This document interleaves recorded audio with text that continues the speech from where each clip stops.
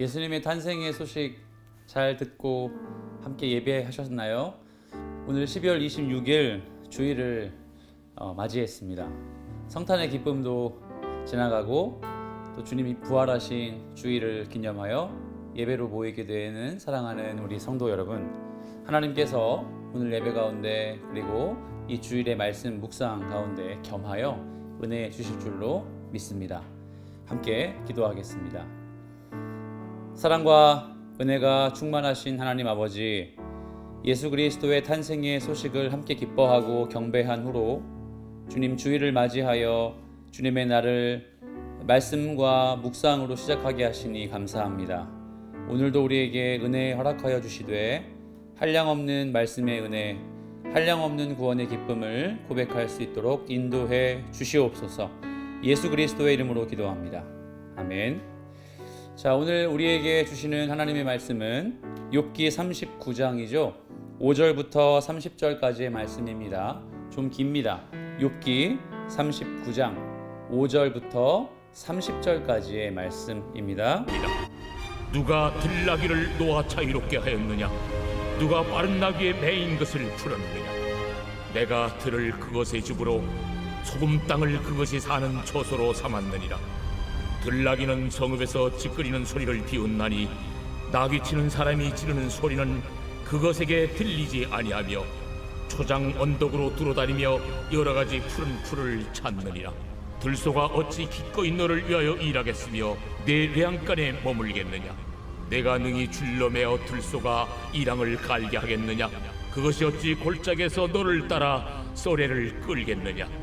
그것이 힘이 세다고 내가 그것을 의지하겠느냐? 내 수고를 그것에게 맡기겠느냐? 그것이 내 곡식을 줍으로 실어오며 내 타작마당의 곡식 모기를 그것에게 의탁하겠느냐? 타조는 즐거이 날개를 치나 학의 깃털과 날개가 깼느냐? 그것이 알을 땅에 버려두어 흙에서 도어지게 하고 발에 깨어질 것이나 들짐승에게 밟힐 것을 생각하지 아니하고 그 새끼에게 모질게 대함이 제 새끼가 아닌 것처럼 하며 그 고생한 것이 헛되게 될지라도 두려워하지 아니하나니 이는 하나님이 지혜를 베풀지 아니하셨고 총명을 주지 아니함이라. 그러나 그것이 몸을 떨쳐 뛰어갈 때에는 말과 그 위에 탄 자를 우습게 여기느니라. 말에 힘을 네가 주었느냐? 그 목에 흩날리는 갈기를 네가 입혔느냐?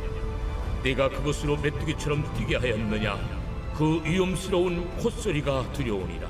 그것이 골짜기에서 발굽질하고 힘있음을 기뻐하며 앞으로 나아가서 군사들을 맞되 두려움을 모르고 겁내지 아니하며 칼을 대할지라도 물러나지 아니하니 그의 머리 위에서는 화살통과 빛나는 창과 투창이 번쩍이며 땅을 삼킬 듯이 맹렬히 성내며 나팔 소리에 머물러 서지 아니하고 나팔 소리가 날 때마다 힝힝 울며 멀리서 싸움 냄새를 맡고 지휘관들의 호령과 외치는 소리를 듣느니라. 내가 떠올라서 날개를 펼쳐 남쪽으로 향하는 것이 어찌 내 지혜로 말미암음이냐? 독수리가 공중에 떠서 높은 곳에 보금자리를 만드는 것이 어찌 내 명령을 따르느냐? 그것이 낭떠러지에 집을 지으며 뾰족한 바위 끝이나 험준한 데 살며 거기서 먹이를 살피나니 그 눈이 멀리 봄이며 그 새끼들도 피를 빠나니 지체가 있는 곳에는 독수리가 있느니라. 성경의 저자 욥기의 저자는 참 재미있게 하나님의 지혜를 풀어주고 있습니다. 이제 욥기의 마지막을 향해 다다르고 있는데 하나님이 자신을 항변하십니다. 하나님의 지혜를 항변하시되 재미있는 예로 들 때에 창조의 흔적을 가지고 창조의 모습들을 가지고 하나님 살아계심을 그렇게 증거하고 있습니다. 오늘 본문은 그런 의미에서 여러 가지의 동물들이 출현하고 있습니다. 우리가 세 가지 정도로 이 동물의 분류를 할 수 있는데요. 첫 번째는요, 들나귀와 들소입니다. 들나귀와 들소. 그리고 재미있게도 타조에 대해서 나옵니다. 성경이 이렇게 재미있게 한 동물을 묘사하는 것도 쉽지 않거든요. 타조에 대해서 나오고 있죠.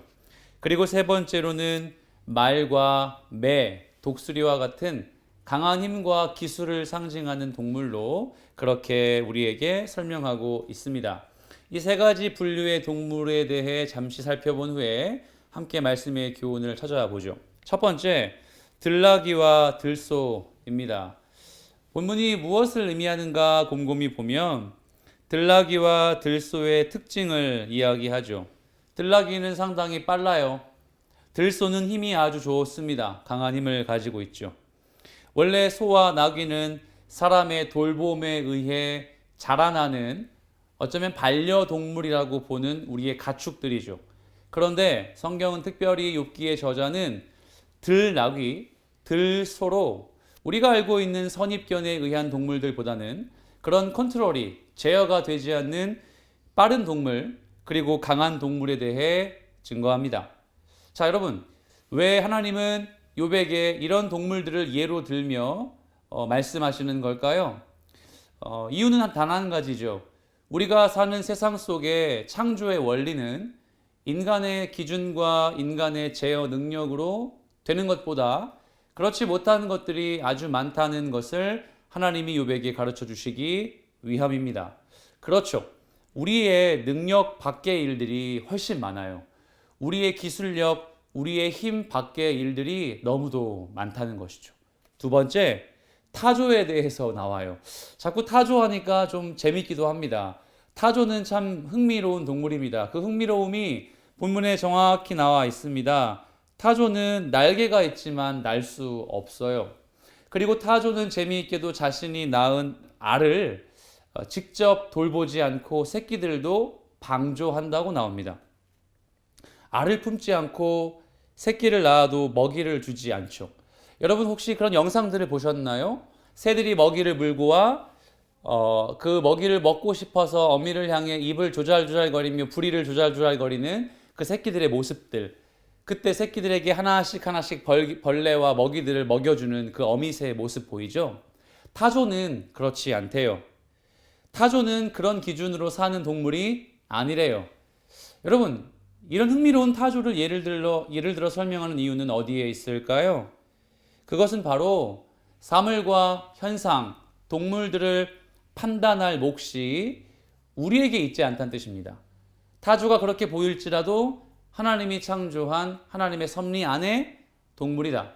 어찌 타조의 이런 모습들을 보고 우리가 그걸 판단할 수 있겠느냐? 그 판단력은 오로지 하나님께 달려있다. 저는 사실 이 말씀을 타조의 예를 들며 생각났던 구절이 하나 있어요. 에베소서 2장 10절 말씀이거든요. 신약성경 바울이 썼던 에베소서 2장 10절 말씀은 우리는 그가 만드신 바라 그리스도 예수 안에서 선한 일을 위하여 지으심을 받은 자니 이 일은 하나님이 전에 예비하사 우리로 그 가운데에서 행하게 하려 하심이라. 사도 바울이 이야기합니다. 에베소 교인들을 향해 우리는 그가 만드신 바라. 여기서 만드신 바라라는 단어는 여러분 포이에마라는 헬라어를 사용하고 있습니다. 이 포이에마는요 걸작품이라고 우리는 의역할 수 있어요. 작가가 혹은 미술이나 음악을 하는 예술인이 고도의 노력과 행위와 시간을 투자해서 만든 최고의 작품 포이에마, 우린 그걸 걸작품이라고 부르죠. 여러분 혹 아무개 작가가 만들어 놓은 걸작품을 감상해 보신 적이 있습니까? 여러분 어쩌면 우린 이런 느낌을 받아요. 그거 그렇게 멋있지 않은데? 그거 그렇게 좋은 작품 같지 않은데? 이게 뭐 그렇게 대단한 거라고 값이 비싸? 왜냐하면 그 걸작품의 값어치는 누가 판단하냐면 그 작가, 그 자격이 있는 사람이 걸작품을 판단하는 거예요. 우리가 타조를 보며 타조와 같은 현상들을 보며 우리는 피조 세계에 존재하는 동물과 같은 하나의 피조물로서 현상들을 보고 함부로 판단할 수 있는 존재가 못 됩니다. 바로 하나님만이 그 판단을 하실 수 있는 거죠. 흔히 성탄을 보낸 우리가 예수님을 향해 이렇게 고백하죠. 주는 그리스도이지만 우리에게 창조주가 되신다. 우리의 모든 것을 그의 십자가의 은혜로 재창조하셨다. 그 말은 즉슨 예수님에 의해 우리의 존재가요, 아니 여기에 타조의 존재도요, 모든 피조물의 존재도 재생산되며 특히 구원을 부르는 예수 믿는 그리스도인의 존재도 완벽한 걸작품으로 재탄생됩니다. 사랑하는 여러분, 우리가 그런 존재예요. 누굴 어떤 현상을 판단하는 존재가 아니라 나의 존재가 하나님의 은혜인 예수 그리스도를 통해 가장 멋지고 아름다운 존재로 재탄생된 재창조에 의한 피조물이 됐다는 말이죠. 끝으로 세 번째로 19절부터 30절의 이 긴 구절의 공통점은 우리가 따라잡을 수 없는 강한 힘을 가지고 있는 말과 같은 동물, 엄청난 시야와 기술력을 갖고 있는 매와 독수리와 같은 동물을 보며 우리의 존재를, 욥의 존재를 깨닫게 하십니다. 하나님이 정하신 질서가 존재한다 이거죠. 하나님이 정하신 질서를 우리의 기준으로 바라볼 수는 없다. 비록 말과 같은 강한 힘이 우리에게 없을지라도, 매와 독수리와 같은 엄청난 기술력과 시야가 우리에게 없을지라도 하나님은 하나님께서 우리를 향해 어떠한 존재로 질서 있게 역사하시는지를 충분히 가늠할 수 있다. 이걸 말씀해 주세요. 사랑하는 여러분, 그러므로 욥에게 말씀하시는 하나님의 뉘앙스는 어떤 교훈이 있을까요? 네가 바로 내가 지은 걸작품이다. 네 주변에 일어나는 현상과 고난 속에 내 자신이 낮아 보이고 비루해 보일지 모르고 그 현상들을 함부로 판단할 만큼 시야가 가릴지 모르겠지만 하나님은 이 모든 것을 판단하시고 기준으로 평가하실 수 있는 유일한 분이고 그걸 우리에게 대리자로 맡겨주셨다는 칭찬이 곁들인 말씀인 셈입니다. 여러분, 오늘 하루도 말씀해 주신 은혜 그리고 예배를 통해 받는 은혜로 힘차게 승리하시길 축복합니다. 감사합니다.